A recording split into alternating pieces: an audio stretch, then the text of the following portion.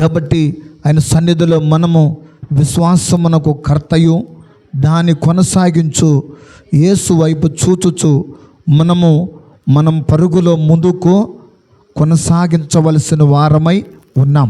ఈ దినము దేవుని వాక్యాన్ని మనం చదువుకుందాం. పరిశుద్ధ గ్రంథములో నుండి మొదటి రాసుల గ్రంథము 5వ అధ్యాయము 1-2 వచనాలు చక్కగా అందరికీ అర్థమయ్యే రీతిలో మీరు కూడా చక్కగా తీసి బైబిల్లో దానిని మరి గ్రహించవలసిందిగా వినవలసిందిగా ప్రభు పేరట మనం చేస్తూ ఉన్నాం. 5వ అధ్యాయము మొదటి 2 వాక్యాలు. తరువాత తూరునకు రాజైన హీరాము తన తండ్రికి బదులుగా సొలొమోను పట్టాభిషేకము నొందెనని విని తన సేవకులను సొలొమోను నొద్దకు పంపెను.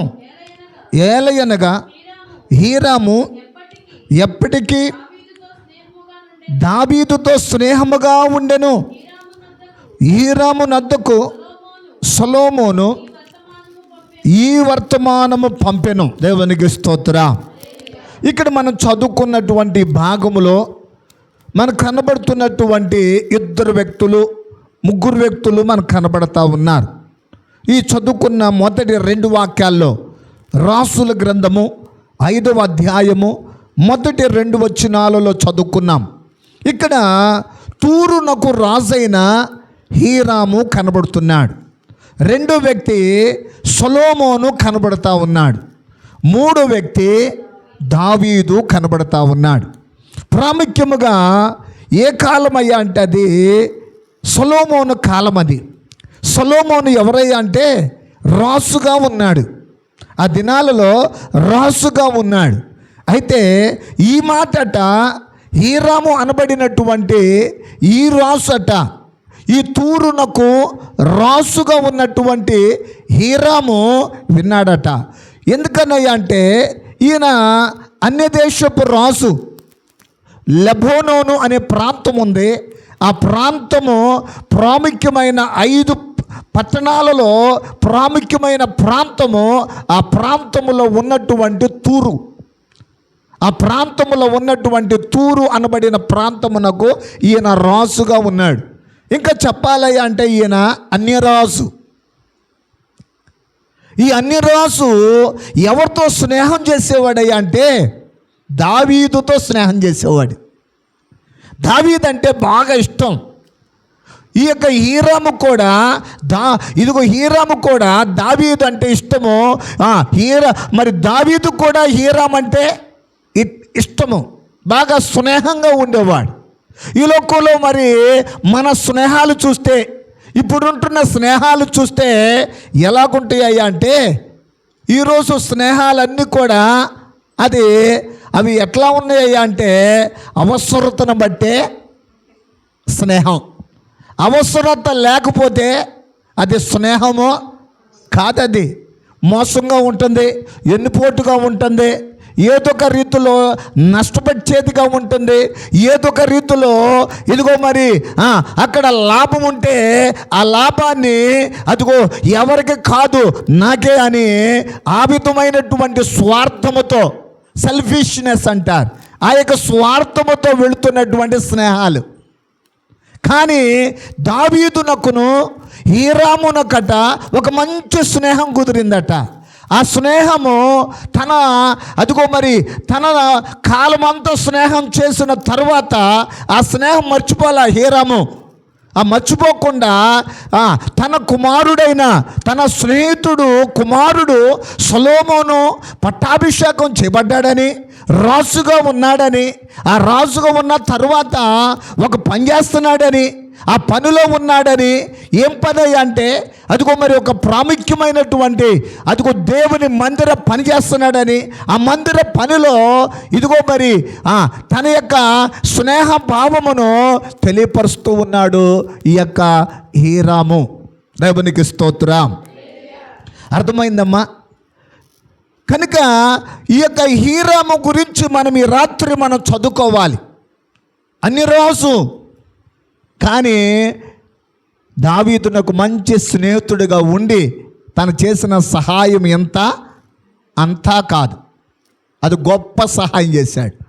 ఇంకా మనం చదువుకుంటే ఇక్కడ హీరాము అనే మాటకు అర్థం ఏమిటయ్యా అంటే పారిపోయిన రంగు అని అర్థం. ఏ రంగు అంటే అది అంటే రంగు పోయింది తన జీవితంలో. ఎప్పుడైతే మనం అనుకుంటాము ఉన్న రంగు పోతే నిజమైనటువంటి ఉంటుంది, అలాంటిదే హీరాము జీవితంలో ఉంది. పైన ఒకటి రంగు, లోపల ఒకటి కాదు. తనకున్నటువంటిది మనసులో ఒకటను బయటకు ఒకటి కాదు, ఆయన ఒకటే. ఏంటంటే క్వాలిటీ కలిగినటువంటి వాడు హీరాము. హీరాములో ఇక్కడ మనం చదువుకుంటే ఈ భాగములో ఇదిగో మరి దేవుని మందిరాన్ని తన కుమారుడైన సొలొమోను కడుతున్నాడని బహుగా సంతోషించిన రాజు హీరాము. అలాగైతే ఈ యొక్క హీరాములో ఎలాంటి వాడో ఈ యొక్క లేఖనాలలో మనం ధ్యానం చేసుకుంటే 3 విషయాలు హీరామును గురించి మనం ధ్యానం చేసుకోవచ్చు. ఏ పనిలో తోడ్పడ్డాడయ్యా అంటే మందిర పనిలో. మనము పనిలో తోడ్పడతాము. అవి తోడ్పడాలి అంటే దేవుని పనిలో, దేవుని మందిర పనిలో, ఇదిగో సేవా పరిచర్యలో, దేవుని యొక్క ఇదిగో మరి రాజ్య సువార్తలో ఏ వ్యక్తి అయితే తోడ్పడుతూ ఉంటారో, ఏవైతే సహకరిస్తూ ఉంటారో, ఎవరైతే భుజాన్ని కాస్తూ ఉంటారో, ఎవరైతే శ్రమిస్తూ ఉంటారో, ఎవరైతే ప్రయాసపడుతూ ఉంటారో వారి జీవితాలలో కూడా హీరాము వలె ఒక దేవుని సముఖములో అదిగో అలాగున ముద్రించబడిన వ్యక్తిగా ఉన్నాడు. ఇతను చూస్తే అన్ని రాజే, కానీ ఇతనులో 3 విషయాలలో దావీదు భక్తునికి తన కుమారునికి సహాయపడ్డ దానిలో ఈరోజు మనం ధ్యానం చేయబోతున్నాం. ఇక్కడ మొదటిగా మనం చదువుకుంటే ఇక్కడ మొదటి రాసుల గ్రంథములోనే 5వ అధ్యాయములోనే 7వ వచనాన్ని మనం చదువుదాం. ఇప్పుడు నీ ఏర్పాటు చొప్పున నీ సేవకులకు జీతమును నీకిచ్చదనెను. హీరాము సొలొమోను చెప్పిన మాటలు విని బహుగా సంతోషపడి ఈ గొప్ప జనమును ఏలుటకు జ్ఞానము గల కుమారుడు అని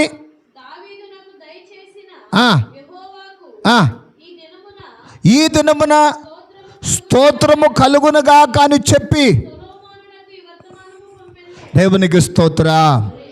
దేవుని పనికై సంతోషపడిన హీరాము. అది ఏ పనికి అంత సంతోషం ఉంది? ఏ పని కోసం సంతోషపడాలట? దేవుని పని మా సంఘములో, దేవుని పని మా కుటుంబంలో, దేవుని పని ఎక్కడ జరిగిద్దో అక్కడట హీరామునకు ఏం కలిగిందంట? సంతోషం ఉందట. ఇదిగో నా స్నేహితుడు కుమారుడు సొలొమోను మందిరాన్ని కడుతున్నాడట, నాకు భలే సంతోషంగా ఉందన్నాడు. అసలు లెక్క అయితే తన పని కాదు అది. ఎందుకంటే అన్ని రాసు అయినా చాలా దూరంలో ఉన్నాడు, తనకు ఆ విధమైన సంబంధం ఏమి లేదు. కానీ ఇక్కడ సంతోషపడుతున్నాడట బహుగా. ఏమని? ఇదిగో నీ ఏర్పాటు చొప్పున నేను నీ సేవకులకు జీతం ఇస్తానయ్యా అన్నాడు. అబ్బా, ఒకరోజు జీతం ఎంత ఉంటుంది? ఒక నెలలో జీతం ఎంత ఉంటుంది? ఒక సంవత్సరంలో ఆ మందిరం జీతం ఎంత ఉంటుంది? ఆ పని వాళ్ళు ఎంతమంది ఉంటారు? ఎంతమంది అక్కడ పని వాళ్ళు ఉంటారు? అక్కడ ఎంతమంది అదిగో అగరలు తీసే వాళ్ళు ఉంటారు? ఎంతమంది రాడ్ బిల్డింగ్ పని చేసే వాళ్ళు ఉంటారు? ఎంతమంది ఇదిగో మరి టాపీ పని చేసే వాళ్ళు ఉంటారు? ఎంతమంది పెద్ద పెద్ద రాళ్ళు పని చేసే వాళ్ళు ఉంటారు? ఎంతమంది అదిగో అక్కడ ఉన్నటువంటి అదిగో వర్క్ అంతటిని చూసే వాళ్ళు ఉంటారు? ఎంతమంది ఆ మందిర విషయంలో సహకరించే వాళ్ళు ఉంటారు? ఎంతమంది ఉంటే అంతమందికి జీతం నేను ఇస్తానయ్యా అన్నాడంట. బా, చదివినప్పుడు ఆశ్చర్యం కలిగింది. నిజంగా మన జీవితాల్లో నిజంగా దేవుని బిడ్డలారా, అదిగో నా వంతు నాది అని మనం అనుకుంటాం. కానీ ఇదిగో ఇక్కడ జరుగుతున్న ప్రక్రియ అంటే తెలుసా? ఎంతమంది అయితే పని వాళ్ళు ఉన్నారో అంతమందికి జీతం ఇస్తా అని చెప్పారు. అదిగో అనడమే కాదు, సొలొమోను చెప్పిన మాటలు విని బహుగా సంతోషపడ్డాడు. ఈ గొప్ప జనమును ఇదిగో ఏలుటకు దేవుడు నీకు జ్ఞానం ఇచ్చాడయ్యా, ఇదిగో దావీదునకు దయచేసిన యెహోవా ఈ దినమున ఇదిగో మరి స్తోత్రములు కలుగునుగా అని చెప్పి ఇదిగో సొలొమోను తలపెట్టిన మందిర నిర్మాణ పనులు చూచి హీరాము సంతోషపడ్డాడు. ఇంకా చెప్పాలి అంటే దేవుని పని చాలా గొప్పది అని ఎంచుకున్నాడు. దేవునికి స్తోత్రం. అది మిక్కిలి గొప్పది.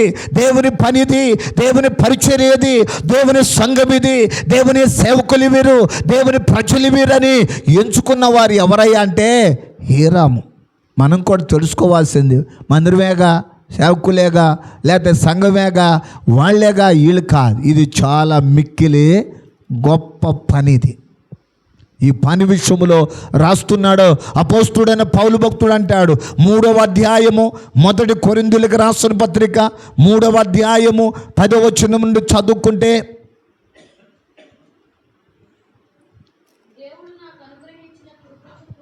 దేవుడు నాకు అనుగ్రహించిన కృప చొప్పున నేను నేర్పరి అయి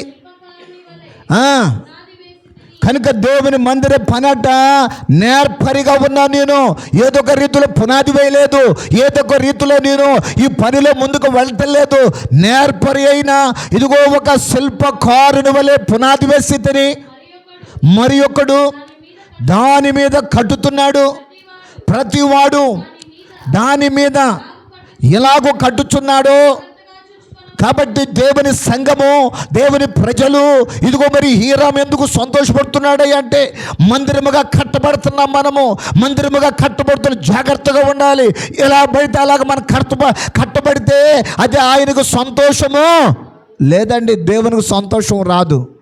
హీరాము స్థానములో ఒకసారి మనం చూస్తే దేవుడు కూడా మన యందు సంతోషించాలి. మందిరంగా కట్టబడాలి, సంఘముగా కట్టబడాలి, కుటుంబాలుగా కట్టబడాలి. అది ఎలాగా? జాగ్రత్తగా అన్నాడు. అజాగ్రత్తగా కాదు, ఎట్లా పడితే అట్లా కాదు, ఏదో మనం కట్టేసేవులే కాదు. ఈ పని దేవుని పనిగా ఎంచుకొని ఇదిగో అపోస్తుడైన పౌలు అంటున్నాడు, నేర్పరైన శిల్పకారుడుగా నేను పునాది వేసి తిని మరొకడు దాన్ని కడుతున్నాడు. ఎలా కడుతున్నాడో జాగ్రత్తగా. అజాగ్రత్తగా ఉన్నావా నష్టపోతావు, అజాగ్రత్తగా ఉన్నావా ఇబ్బందులు పడిపోతావు, అజాగ్రత్తగా ఉన్నావా ఇదిగో మరి అనేకమైన పరిస్థితుల్లో తారుమారైపోతాం. అయితే అజాగ్రత్తగా ఉన్నావా లాస్ అయిపోతాం. తెలియదు మన భక్తి జీవితంలో. అందుకోసం జాగ్రత్త అన్నాడు. తర్వాతట వేయబడినది తప్ప మరి ఒక పునాది ఇదిగో ఇది కాదని అది కాదని ఇది నీ ఇష్టం వచ్చినట్టు పునాది వేసుకుంటే అది మందిరముగా కాదు. అది ఆ పని గొప్ప పనిగా కాదు. నాకు అదిగో చిన్నపిల్లలు చిన్నప్పుడు ఇసుకలో ఆడుకుంటా ఇల్లు కడతా ఉంటారు. కాలు పెట్టి దాని మీద ఇసుకేసి కడతారు. చక్కగా కట్టిన తర్వాత బాగుంది అని 5 నిమిషాలకి ఒకళ్ళ మీద ఒకళ్ళు కోపం వచ్చి మొత్తం పడగొట్టేస్తారు. ఒకడు పడగొట్టాడంటే ఆడెందుకు ఆగుతాడు, ఇంకొకడు అట్టాగా మొత్తం పడగొట్టేసేసి మళ్ళీ ఇంటికి వెళ్ళిపోతారు. వాళ్ళు కట్టారే కానీ ఏం చేశారు? పడగొట్టేసేసారు. కాబట్టి ఇక్కడ అంటున్నాడు జాగ్రత్తగా నువ్వు కట్టుబడాలి. అది పడిపోయేటట్టుగా కాదు, అది పాడేటట్టుగా కాదు, అది ఇదిగో ఈలోక సంబంధమైన తట్టుగా కాదు. అది అదిగో చాలా విలువైంది. ఈరమంటున్నాడు ఈ మందిర పని విషయంలో ఎంతమంది జీతం ఇవ్వాలో అంతమందికి జీతం నేనిస్తా. ఈ పని చాలా విలువైంది. ఈ మందిర పని విలువ ఇదిగో సంఘ విషయంలో చాలా విలువైందని ఎంచుకొని ఇక్కడ చేస్తా ఉన్నా. తర్వాత ఏమంటున్నాడట, ఈ పునాది యేసుక్రీస్తే ఎవడైనను ఈ పునాది మీద వెండి వెలగల రాళ్ళు కర్ర గద్ది కొయ్యకాలు మొదలైన వాటితో కట్టిన ఎడల కనుక ఒకడట కర్రతో కడుతున్నాడట, ఒకడేమో బంగారంతో కడుతున్నాడట, ఒకడే వెండితో కడుతున్నాడట, ఒకడేమో రాళ్ళతో కడుతున్నాడట, ఒకడు మట్టితో కడుతున్నాడట. రకరకాలుగా కడతా ఉన్నారు. కానీ అదిగో ఎవరట ఆయన చూసేది? ప్రభువైన యేసయ్య ఒకరోజు చూస్తాడట. ఇదిగో అగ్ని పరీక్షించును అంటాడు. అగ్నిలోకి వెళ్ళినటువంటి ఆ కర్ర ఏమైపోద్ది? కాలిపోయింది, కనపడదు. కర్ర కదా, కర్రతో కట్టాడు కదా, కర్ర కాలిపోద్ది. అదిగో ఇంకా అదిగో బంగారముతో, అదిగో బంగారము విలువైనది, దాని యొక్క శుద్ధి, దాని యొక్క పరిపూర్ణత కనబడిద్ది. బంగారం అనే దానిలో దైవత్వానికి సూచిస్తుంది. అదిగో వాటి పని చొప్పున పని జరుగుతుంది. ఈ రోజున హీరాము ఎందుకు సంతోషించాడంటే అది దేవుని మందిరం అని. దానికోసం తన వంతు అంటే తెలుసా, జీతం మొత్తం నేను ఇస్తా.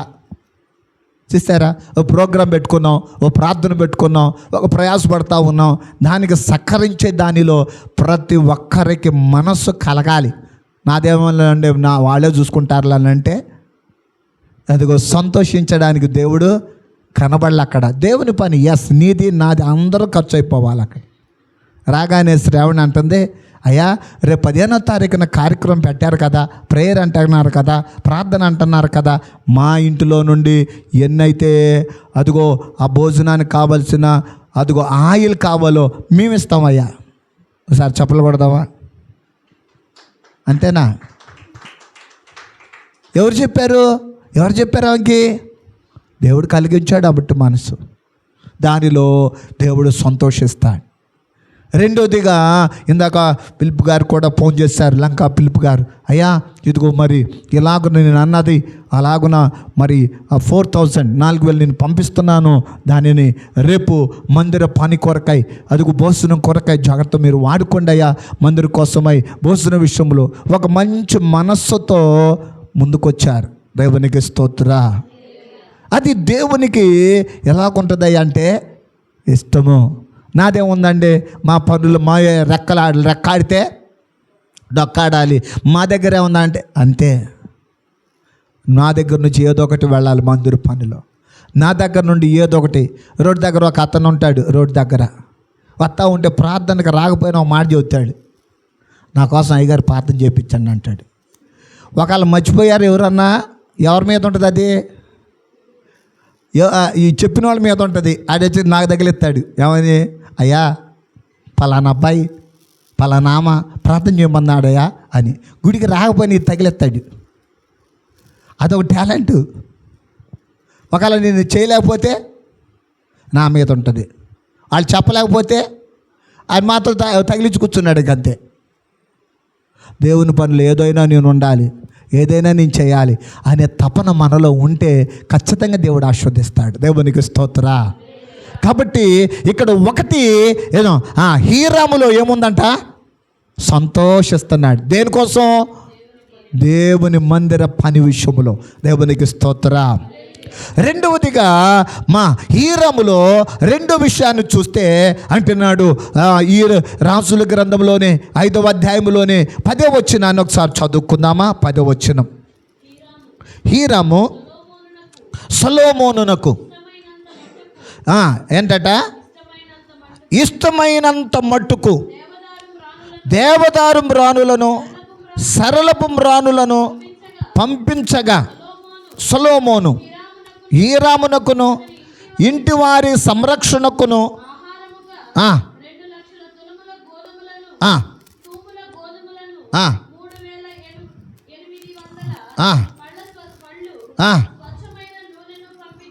చాలండి. రెండవది దేవుని పనికి సహకరించిన హీరాము. రెండవది ఇందాక సంతోషించాడు, ఇప్పుడేమో సహకరించాడు. అది ఒకటి సంతోషించాడు దేవుని పనిలో, ఇప్పుడు ఏం చేశాడంట, సహకరించాడట, సహకారం అందించాడట.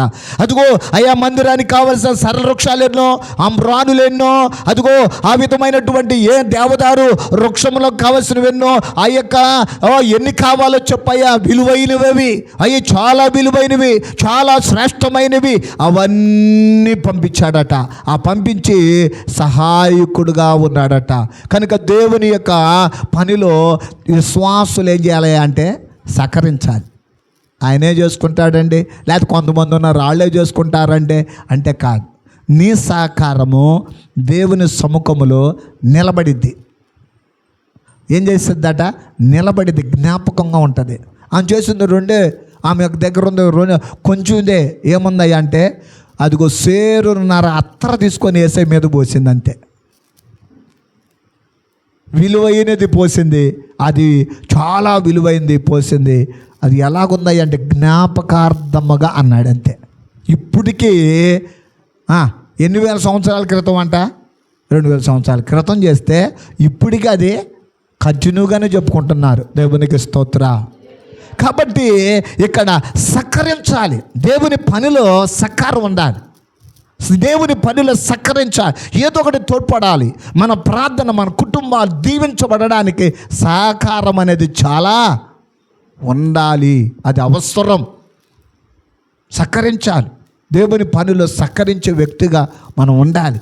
దేవుడు అప్పుడు ఏం చేస్తాడో తెలుసా, ఆయన కార్యాలు అదిగో ఈ సహకరించిన దానికే సొలొమోన్ అంట మళ్ళా ఆయనకి ఏదో ఒకటి రిటర్న్ గిఫ్ట్ ఇవ్వాలి, ఏదో ఒకటి తోడ్పడాలని ఎన్ని ఇచ్చాడంట, ఆహారానికి కావాల్సింది చక్కటి నూనె, చక్కటి ఫలాలు అవన్నీ శ్రేష్టమైన పంపించాడట. ఒక వ్యక్తి ఇంత చేస్తే దేవాతి దేవుని దగ్గర నుండి ఎన్ని ఫలాలు. ఆయన అంటాడు కదా, అదిగో ఆకాశము నుండి అదిగో ఆయన తెరచి తన మంచి ధననిధి నుండి ప్రతి అవసరత తీరుస్తాడు. దేవునికి స్తోత్ర. మనం సహకరించే వారిగా ఉండాలంతే, దేవుని పని విషయంలో సహకరించాలి. నిన్న మరి మొన్నటి దినాన మండే పెట్టుకున్నటువంటి అదిగో మరి సేవకులు మీటింగ్ విషయాలలో బిడ్డలు చక్కగా సహకరించారు. ఈ పనులు దేవుడు అవకాశం ఇచ్చాడు. ఇప్పుడు ఈ పనులు మనం తోడ్పడాలి, ఈ పనులు మనం ప్రయాసపడాలి. సేవకులు వచ్చి అంతమంది వచ్చి ప్రార్థించారంటే అది సామాన్యమైన విషయం, దేవుని దయ. మనం పిలిస్తే కాదు, దేవుని చిత్తములో వాళ్ళు చేశారు ప్రార్థన. విశాలత మనం చూడబోతాం, ఆశ్చర్యకార్యం మనం చూడబోతున్నాం. దేవుని యొక్క సేవకులు వచ్చి ప్రార్థించిన దానిలో గొప్ప కార్యాలు దేవుడు చేస్తాడు. హీరాము ఎందుకో తెలుసు ఇంత పని చేశాడు, దేవుని సహకారం అందించాడు తెలుసా, దేవుని సహాయం పొందుట కోసమే. ఎవరు నా మాట వింటారో నేను వాని మాట వింటా. దేవుడి మాట నీ వింటే నీ మాట దేవుడు వింటాడు, దేవుడు సహాయం చేస్తాడు. దేవుని సహాయము వలన ఇదిగో దీనులను పెంట కుప్పల నుండి పైకి లేవనెత్తబడతావు. దేవుని సహాయం వలన జయాన్ని చూస్తావు, దేవుని సహాయం వలన నీ కుటుంబంలో విజయాన్ని చూస్తావు. దేవుని సహాయం వలన ఇదిగో మన స్థితి మొత్తము మారి మన స్థితిగతులన్నీ మార్చేది దేవుడే. దేవునికి స్తోత్ర. ఒక పండగ వచ్చినప్పుడు, ఇంట్లో ఏదైనా పెళ్ళిళ్ళ కార్యక్రమం వచ్చినప్పుడు, మన ఇంట్లో జరుగుతుంది అనుకోండి, ఇల్లు వాతావరణం ఎట్లుంటుంది, బూసు గీసు మొత్తం ఎట్లుంటుంది, ఎక్కడికెక్కడ పోయి ఎలాగుంటుందంటే ఎక్కడ చూసినా కానీ కొత్త ఆలోచనలు వస్తాయి. ఏదో ఒకటి చేయాలి, ఏదో ఒకటి ఇది ఉంటే బాగుండు, అది ఉంటే. అలాగ దేవాతి దేవుని పనిలో నూతనమైన కార్యాలు చూడగలుగుతాం. దేవునికి స్తోత్ర. మనం చేసిన దానిలో ఎవరు సపోర్ట్ కాదు, అది దేవుడు నాకు ఇచ్చిన ఆలోచనలో నేను నిలబడడానికి దేవుడు ఇచ్చిందంతే. అది ప్రార్థన ద్వారా దేవుడు ప్రేరేపించిన దాన్ని బట్టి ముందుకు అడుగులేసా. ఎంత అంటే దేవుడు అంతకంత దేవుడు ఆశీర్వదిస్తాడంతే. ఆశీర్వాదం దేవుడు ఇస్తాడు, అది ఆయన ఉద్దేశం, ఆయన చిత్తం. అది ఎలాగుంటే నా పట్ల అది జరిగేస్తాడు.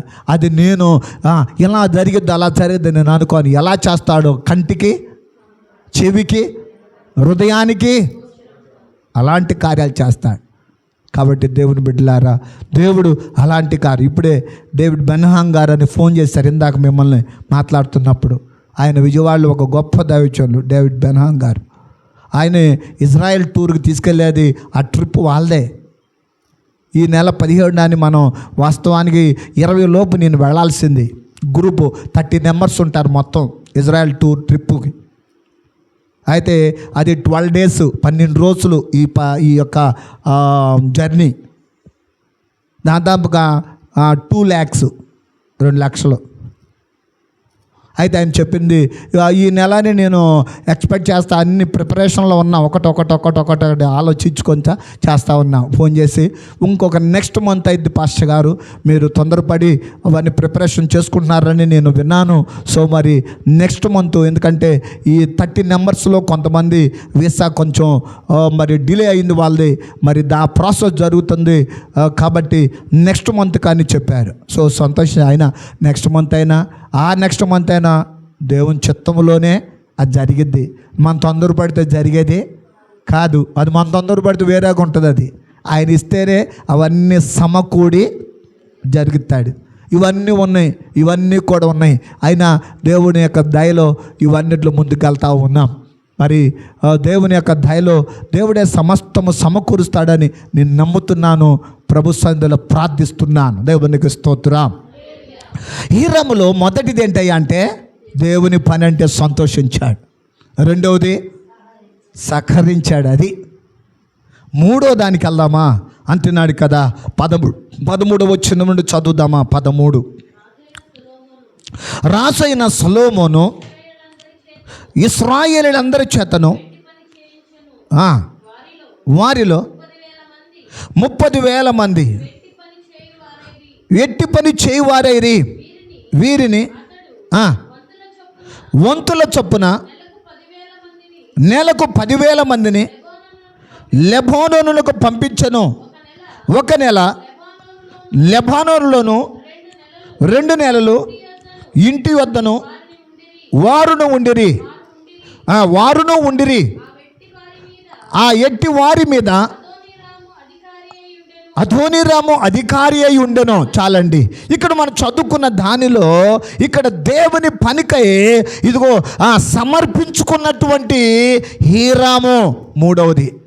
దేనికోసం సమర్పణ అంటే ఎవరి కోసం అంటే హీరాము అన్నబడిన రాజు, ఈ తూరు రాజు ఇదిగో దావీదునకు స్నేహంగా ఉన్న దానిలో ఏ విధంగా సమర్పించుకున్నాడట. ఏ విధంగా అంట దేవుని మందిర పనిలో సమర్పణ కలిగాడట. ఎంతమంది అంటే నెలకు పని చేస్తుంది? ఎంతమంది కావాల్సి వచ్చినారంటే 13 అంటున్నాడు. రాజైన సొలొమోను ఇశ్రాయేలీయుల చేతను ఎట్టి పని చేయించెను. వారిలో 30,000 మంది ఎట్టి పని చేసిన వారైరి. వీరిని అతడు వంతుల చొప్పున నెలకు 10,000 మందిని ఇలాగున 1,000 మందికి జీతాలు ఇచ్చాడు. అన్ని డబ్బులు ఇచ్చాడంటే అన్ని డబ్బులు ఇచ్చాడు. తర్వాత ఎత్తవే కాదట, వాళ్ళనట మీరు వెళ్ళి పనిచేసిరండి అని వంతుల చొప్పున పంపించాడట. ఇలాగ పనిలో సమర్పణ కలిగిన వాడు ఎవరయ్యా అంటే హీరాము. దేవుని పనికై అదిగో సంతోషపడ్డాడు, తర్వాత సహకరించాడు. ఇక్కడేమో ఏం చేస్తాడు? సమర్పణ అనేది అతనిలో కనబడతా ఉంది. కంటిన్యూ చేద్దాం. ఇందాక చదువుకున్న దానిలో మరియు సొలొమోనునకును బరువులు మోయువారు 70,000 మందియు పర్వతములను మ్రానులను నరుకువారు 80,000 మంది ఉండిరి. వీళ్ళందరికీ జీతాలు ఇచ్చేది ఎవరు? 70,000 మంది. 70,000 మంది 80,000 మంది ఎవరు ఇస్తున్నారు? లోకంలో ఉంటుంది అత్త సొమ్ము అంటే ఊరకనే చేయొచ్చు. ఇట్లా కాదు ఇది, అది ఆ లెక్క కాదు ఇది. నా సొమ్ము కాదు లేదు, ఆల్దెల్లని దానం చేసుకుంటూ వెళ్తల్లా. దేవుని మందిర పని, ఈ పని కట్ట 1,000 మంది కట్ట మ్రాన్లు నరికేవాళ్ళట, బండలనట కొట్టేవాళ్ళట. వీళ్ళందరికట్ట ఒకరు 80,000 మంది అంట, రెండో గుంపేమో 70,000 మందికి అంట. వీళ్ళందరికీ జీతాలు ఎత్తున్నాడంట. ఎంత పని అండి. ఇంకా వీరు కాక పని మీదనున్న సొలొమోను శిల్పకారులకు అధికారులు 3,300 ఉండిరి. 3,000 ఇంకా శిల్పాలు చెక్కుతున్నారట. ఆ చెక్కినటువంటి వాళ్ళు 3,000 మంది అంట, 300 మంది పైన అంట. ఇంకా వీరు కాక 70,000-80,000 వాళ్ళు, 70,000 కాక 80,000 కాక ఇంకా ఈ 3,000 మంది ఇంకా ఉన్నారంట. ఇంకా వీరు పనివారి మీద అధికారులై ఉండిరి. రాజు సెలవీయగా వారు మందిరం యొక్క పునాది చెక్కిన రాళ్లతో వేయుటకు గొప్ప రాళ్లను, మిక్కిలి వెలగల రాళ్లను, అక్కడున్న పని కూడా మామూలు పని కాదట. అది ఏ రాళ్ళు అంటున్నాయి అంటే అక్కడ మిక్కిలి వెలగల రాళ్ళు ఉన్నాయట. తర్వాత ఇక్కడ చాలా శ్రేష్టమైనటువంటి రాళ్ళు ఉన్నాయట. ఇంకా ఏమన్నాడు? కంటిన్యూ చేద్దాం. ఇలాగున సొలొమోను పంపిన వారును గిబ్లీలను, హీరాము శిల్పకారులను, మ్రానులను నరికి రాళ్లను మలచి మందిరము కట్టుటకు రాళ్లను సిద్ధపరచను. ఆయన మందిరానికి ఈయన కడుతున్నాడండి. మనం అనుకుంటాం ఒకసారి, మనం కడతాం ఏంటండి అని. మనమైతే ఊరికి బయటపడిపోతాం. ఎంత పని చేసాం. ఇది నా మందిరం అని ఒకళ్ళనే, ఇది నా మందిరం అని ఒకళ్ళనే. కానీ అట్ట అనుకుంటే ఏ రాము ఎంత పని చేసేవాడా, ఇంతగా డబ్బులు హెచ్చిచ్చేవాడా, ఇంతగా సహకరించేవాడా, సమర్పణ కలిగి ఉన్నవాడా? దేవుని మందిరం ఎక్కడుంటే ఎవరిగా కట్టినా, నువ్వు నేను ఏసన్న గారు ఉన్నారు, ఎంత మందిరం కట్టాడు? ఉన్నారా? లేరు. కానీ మందిరం మాత్రం అలాగ ఉంది. ప్రభు రాకడ వరకు ఉంటుందట. నేను బైబిల్ మిషను మరి దేవదాస్ అయ్య గారి గురించి ఒక్క మాట విన్నా, పోస్ట్లో వస్తుంటే విన్నా. ఆయనకు ఒకటే జత బట్టలంట, ఒక్క జత బట్టలంట. ఆ బట్టలు ఆరేదాకా నీళ్ళల్లో ఉండేవాడంట. ఎన్ని డబ్బులు వచ్చినా కళ్ళతట చూడలేదట. అవన్నీ మీకే అనేవాడంట. నా చూపియొద్దు అనేవాడట. నా కంటికి చూపియొద్దు, అవి మీరే వాడుకోండి అనేవాడంట. ఒకే ఒక జత.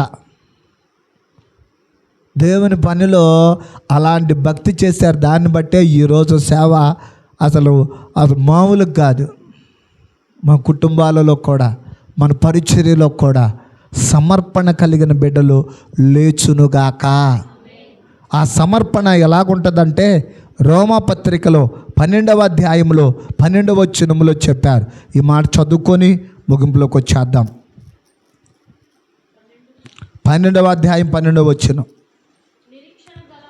నిరీక్షణ గలవారై సంతోషించుచు శ్రమయందును ఓర్పు గలవారై ప్రార్థన యందు 1-2 వచనాలు. కాబట్టి సహోదరులారా, సజీవ యాగముగా మన శరీరములను సమర్పించుకునుడని. సమర్పణ మనం చేయాల్సిందంటే తెలుసా? హీరాము చేశాడు, మామూలు పని కాదు. అది చాలా దేవుని పని. సంతోషించాడు. రెండవది, దేవుని యొక్క పని కోసమై సహకరించాడు, సహాయం చేశాడు. మూడవది, దేవుని పనికై సమర్పించుకున్నాడు. మనల్ని ఏమన్నాడయ్యా అంటే సజీవయాగముగా మనలను దేవునికి సమర్పించుకోవాలి. మనం ఆయన పనిలో ఉండాలి, ఆయన ప్రార్థనలో ఉండాలి, భక్తి జీవితంలో ఉండాలి, ప్రభు కొరకే నిలబడాలి. శ్రమ వస్తుంది, కష్టం వస్తుంది, బాధలు వస్తుంది, ఇరుకులు వస్తుంది, ఇబ్బందులు వస్తుంది. అయినను మనము తొలగిపోకూడదు, దూరమైపోకూడదు, పడిపోకూడదు, జారిపోకూడదు. ప్రభు కొరకు నిలబడాలి. అదే సమర్పణ. చాలామంది అదిగో సమర్పణ చేసుకుంటున్నారే, కానీ అది జనవరి 1వ వారంలోనే అది సమర్పణ. ఆ తర్వాత 2వ వారం నుండి యథావిధిగానే అయిపోతుంది. యథావిధిగానే నడుస్తూ ఉన్నారు, యథావిధిగానే ప్రార్థనలో అనుకూలత లేకుండా ఉన్నారు. దేవుని బిడ్డలారా, దేవుడు చెప్పినట్లుగా నీకు నాకు కాపరి దేవుడు. ఆయనే మనలను నడిపిస్తాడు, ఆయనే మనలను చూస్తూ ఉంటాడు, ఆయనే మనలను దర్శిస్తూ ఉంటాడు, ఆయనే మనలను సహాయం చేస్తూ ఉంటాడు. మనలో హీరాము వలె ఒక స్నేహానికి గుర్తు ఎవరో తెలుసా? హీరామే. దావీదు స్నేహితుడిగా ఉండి ఎంత గొప్ప పని చేశాడు. దేవుడు మనకు ఆయన ప్రాణ స్నేహితునిగా మనం ఏం చేస్తున్నాం? దేవుని పనిలో, దేవుని పరిచర్యలో తోడ్పడుతూ ముందుకు వెళదాం. యేసయ్య అయితే మన కోసము గొప్ప కార్యం చేశాడు. యేసయ్య మన కోసము రక్షణ, మన కోసము స్వస్థత, మన కోసము విడుదల, మన కోసము అదిగో పరలోక రాజ్యాన్ని సిద్ధపరిచారు. ఆయనలో ముందుకు సాగిపోదాం. దేవుడి మాటలు ప్రభు మన వినికిడిలో దేవుడు దీవించి ఆశీర్వదించునుగాక.